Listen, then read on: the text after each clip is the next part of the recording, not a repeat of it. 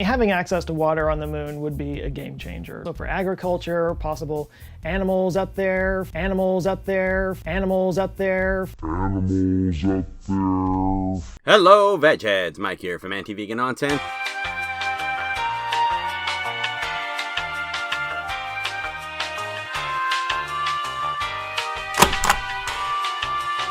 And today, we're going to be talking about animals in space.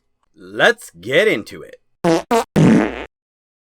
On the 4th of October 1957, Russia stunned the world when it launched, successfully, the first man-made object into space to orbit the Earth, Sputnik 1. Then on the 3rd of November in 1957, they launched Sputnik 2. Only this time, this one had a rather special payload.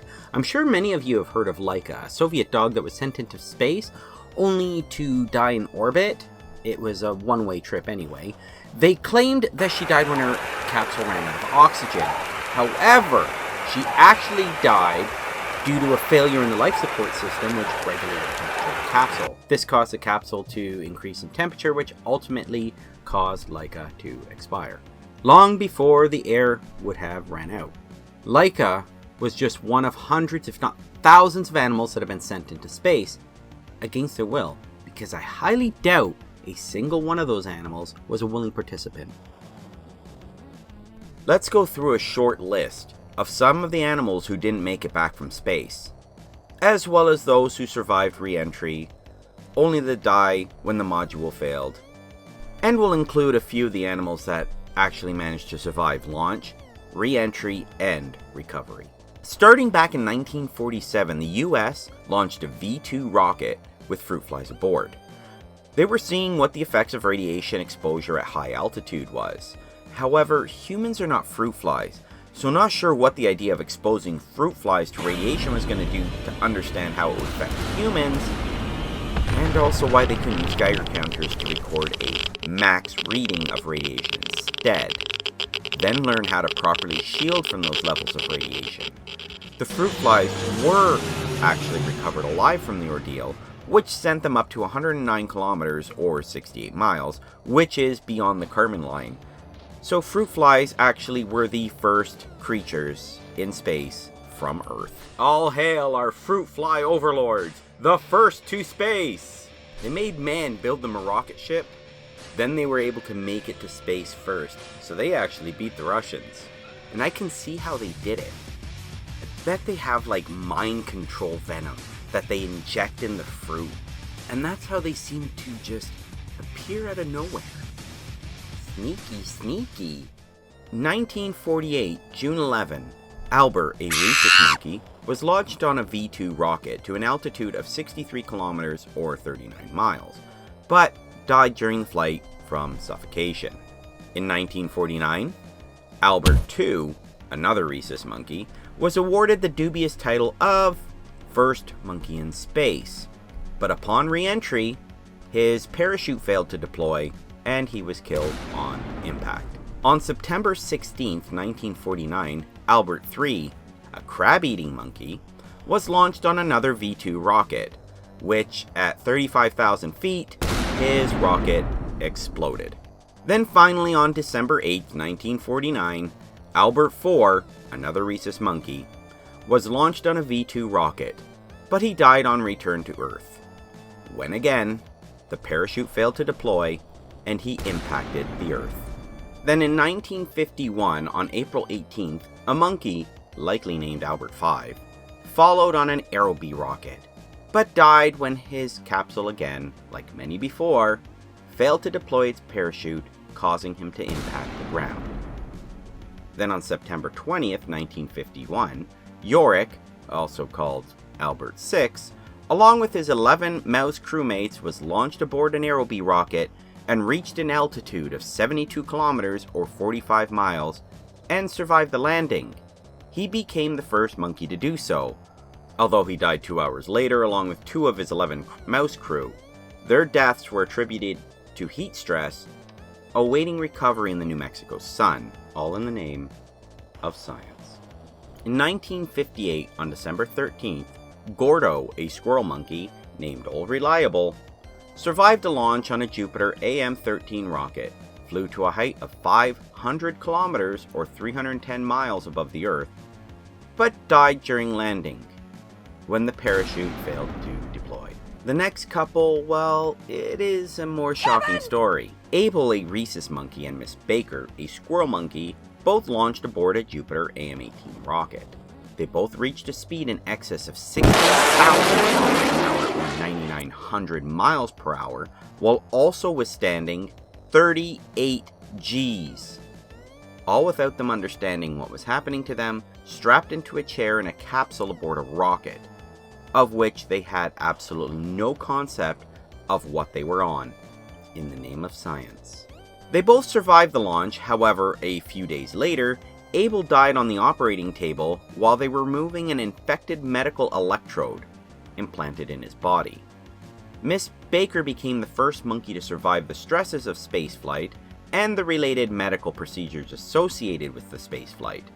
In science, she died at the age of 27, November 29, 1984. Abel, as disturbing as this is, was preserved and is on display. Finally, there is both Goliath, a squirrel monkey who died when his Atlas rocket exploded on November 10, 1961, and Scatback, a lovely name, who flew on December 21, 1961, but died when his capsule was lost at sea after landing in the ocean. Then there was Bonnie, a pig-tailed monkey, who flew in a Biosatellite 3 capsule, which lasted from June 29th until July 8th, 1969, which was the first multi-day mission with a monkey. However, he died within a day of landing. This was after longer human space flights were common. But monkeys, although common, weren't the only animals launched into space. France had 14 female cats, all that were trained for spaceflight, who also had electrodes implanted into their skulls. Felicette was the only cat to be successfully launched into space, one of 14 cats. She also had electrical impulses applied to her brain and a leg to stimulate responses. On the 17th of October 1963, a tuxedo cat designated as C341 was chosen for the flight. I'm sure she wasn't too willing to take this flight, but hey, science!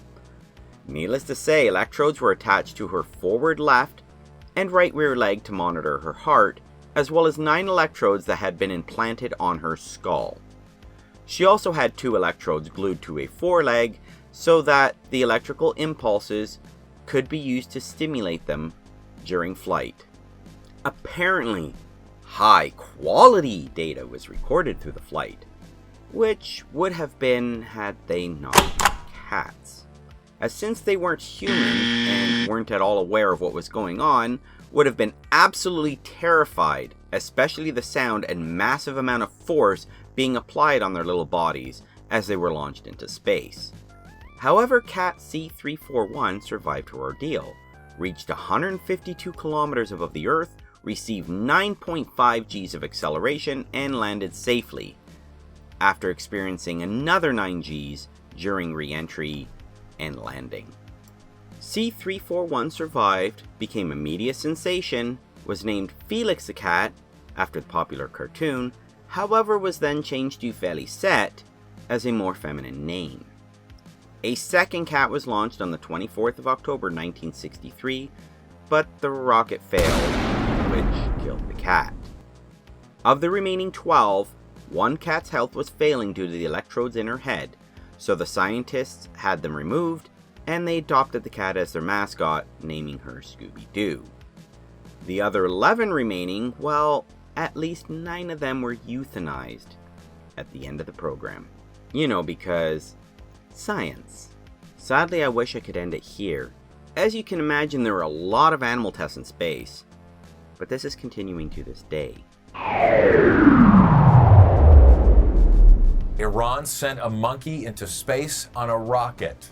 Iranian television reporting that the Explorer rocket flew 72 miles into the air, safely returning to Earth Officials there say the monkey is fine, that it is now one more step toward Tehran's goal of a manned space flight. This video was actually really difficult for me to do.